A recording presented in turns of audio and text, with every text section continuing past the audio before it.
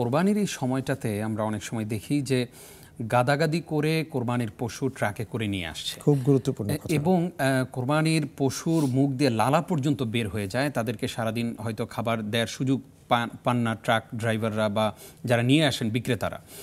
সেক্ষেত্রে এই যে কোরবানির পশু অসুস্থ হয়ে যায়, তাদেরকে এত নির্যাতনের মাধ্যমে হাটে নিয়ে আসা হয়, এই ব্যাপারে আপনি কি বলবেন? খুব গুরুত্বপূর্ণ কথা। রাসূল সাল্লাল্লাহু আলাইহি ওয়াসাল্লাম একবার একজন সাহাবাকে ডেকে তাকে ধমক দিয়েছিলেন। জি, এটার কারণ ছিল যে তিনি বলেছিলেন যে তুমি তোমার পশুর উপর জুলুম করছো।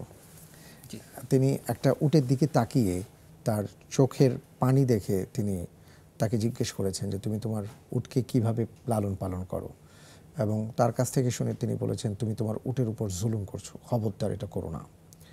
তো ব্যাপারটা হলো প্রত্যেকটা পশুর অধিকার আছে, কিছু অধিকার আছে, সেই অধিকার আমাদেরকে সংরক্ষণ করতে হবে। জি, যেমন কোরবানির ক্ষেত্রে পর্যন্ত রাসূল সাল্লাল্লাহু আলাইহি ওয়াসাল্লাম কিছু নির্দিষ্ট নিয়মকানুন আমাদেরকে জানিয়েছেন। যেমন এক পশুর সামনে আরেক পশুকে যেন কোরবানি করা না হয়, বা যেটা দিয়ে তাকে জবাই করা হবে সেই ছুরিটা যেন ধারালো হয়, অর্থাৎ সেটা দিয়ে সে আর কি কাটার চেষ্টা করছে কিন্তু কোনো কাজ হচ্ছে না, এটা যেন না হয়। কেন? কারণ সব কিছুই যেন তার জন্য সহজ হয়। একটা পশুকে নিয়ে আসা হচ্ছে বিভিন্ন জায়গা থেকে, আমরা এটা সবাই দেখি যে ভয়াবহভাবে তাদেরকে আনা হয়। এই যে তাদেরকে নিদারুণ কষ্ট দিয়ে আনা হচ্ছে, এটা তার উপর জুলুম হচ্ছে। এই জুলুমটা যেন না হয় সেদিকে খেয়াল রাখতে হবে। শেখ আমাদেরকে একজন প্রশ্ন করেছেন যে নিসাব পরিমাণ টাকা ওনার আছে, কিন্তু উনি অসুস্থ, মেরুদণ্ডের ওনার সমস্যা রয়েছে। তো উনি কি ওনার টাকাটা ওনার ভাইকে দিয়ে বলতে পারবেন যে যাও তুমি গিয়ে হজ করে আসো আমার পক্ষ থেকে?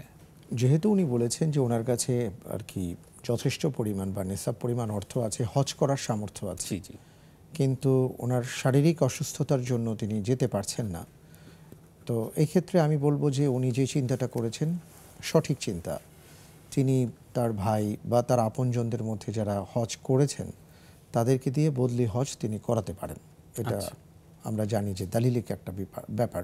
জি। আর দ্বিতীয় বিষয়টা হলো, আরেকটা পরামর্শ থাকবে যে যাকে দিয়ে তিনি হজ করাবেন দুটো বিষয় খেয়াল রাখবেন, যে তিনি অভিজ্ঞ কিনা এবং মুত্তাকি কিনা।